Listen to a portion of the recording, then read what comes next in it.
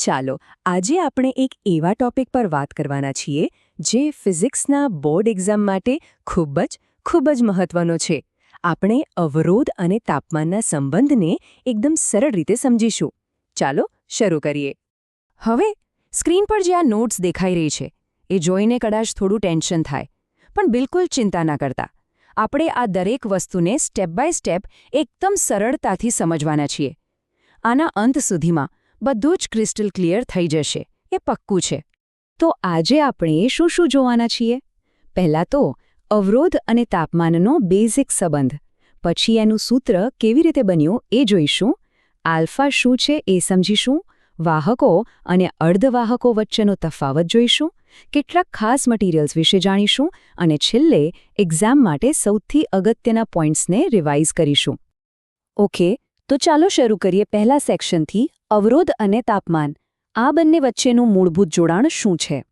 જુઓ, અહીં સૌથી પાયાનો નિયમ બસ એટલો જ છે કે કોઈપણ પદાર્થનો અવરોધ એટલે કે કરંટને રોકવાની એની તાકાત એના તાપમાન પર આધાર રાખે છે.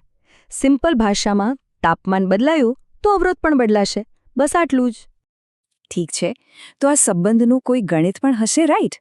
ચલો હવે એનું સૂત્ર બનાવીએ. અને હા, ગોખવાની બિલકુલ જરૂર નથી.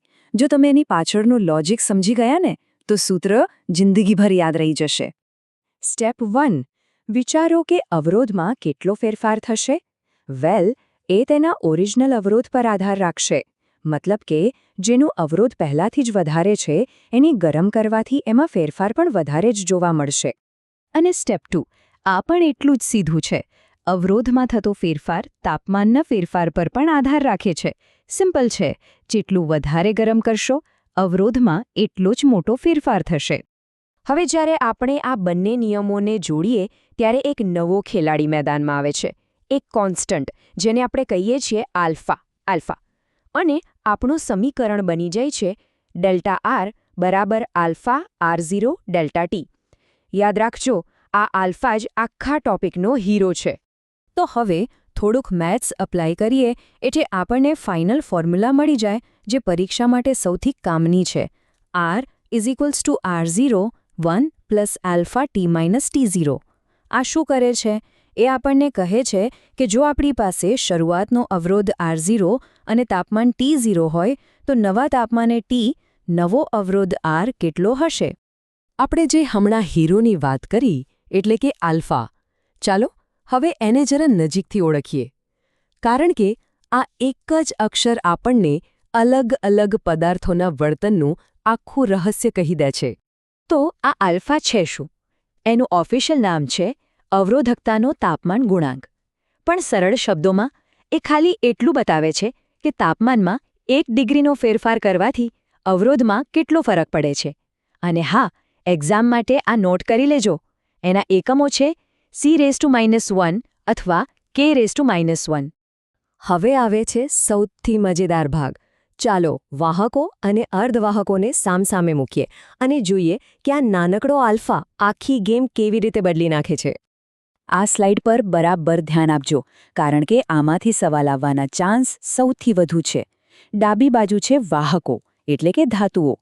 એમના માટે આલ્ફા પોઝિટિવ હોય છે. એનો મતલબ તાપમાન વધે તો અવરોધ પણ વધે.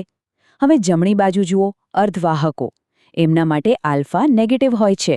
અહીં કહાની બિલકુલ ઊંધી છે. તાપમાન વધે તો અવરોધ ઘટે. આ જ તો જાદુ છે. તો આ બધી થિયરીનો રિયલ લાઈફમાં ક્યાંક ઉપયોગ થતો હશે ને? બિલકુલ. ચાલો કેટલાક સ્પેશિયલ મટીરિયલ્સ જોઈએ. અમુક મટીરિયલ્સ તો નિયમોને માનતા જ નથી, જેમ કે નિક્રોમ. એના પર તાપમાનની બહુ ખાસ અસર નથી થતી. અને મેંગેનીન અને કોન્સ્ટેન્ટન તો એવા છે કે એમને તાપમાન બદલાય એની જાણે ખબર જ નથી પડતી. એમનો અવરોધ લગભગ સરખો જ રહે છે. અને એટલે જ જ્યારે આપણને એકદમ સ્ટેબલ રેઝિસ્ટરની જરૂર હોય, જેમ કે સાયન્ટિફિક ઇન્સ્ટ્રુમેન્ટ્સમાં, ત્યારે આ મિશ્ર ધાતુઓનો ઉપયોગ થાય છે. ચાલો, તો હવે આપણે એકદમ અંતમાં આવી ગયા છે. ફટાફટ બોર્ડ એક્ઝામ માટે જે સૌથી મહત્વના પોઈન્ટ્સ છે એને એકવાર રિવાઇઝ કરી લઈએ. તો આખા ટોપિકમાંથી પરીક્ષા માટે સૌથી વધુ શું યાદ રાખવાનું છે? બસ આ ટેબલ તમારી ચીટ શીટ છે. પહેલું, આપણું મુખ્ય સૂત્ર R = R0 1 + આલ્ફા T-T0. બીજું, વાહકો માટે આલ્ફા પોઝિટિવ એટલે તાપમાન વધશે તો અવરોધ પણ વધશે. ત્રીજું, અર્ધવાહકો માટે આલ્ફા નેગેટિવ એટલે તાપમાન વધશે તો અવરોધ ઘટશે. અને છેલ્લું, સ્ટેબલ રેઝિસ્ટર બનાવવા માટે મેંગેનીન અને કોન્સ્ટન્ટનનો ઉપયોગ થાય છે. બસ આટલું કરી લીધું એટલે આ ટોપિક પૂરો. તો આપણે એ તો સમજી ગયા કે તાપમાન બદલાવાથી અવરોધ બદલાય છે, જે એક રીતે તો સમસ્યા જેવું લાગે. પણ શું આપણે આ સમસ્યાને જે એક ઉપયોગી સાધનમાં ફેરવી શકીએ? વિચારો, ડિજિટલ થર્મોમીટર કંઈક આવું જ તો નથી કરતું.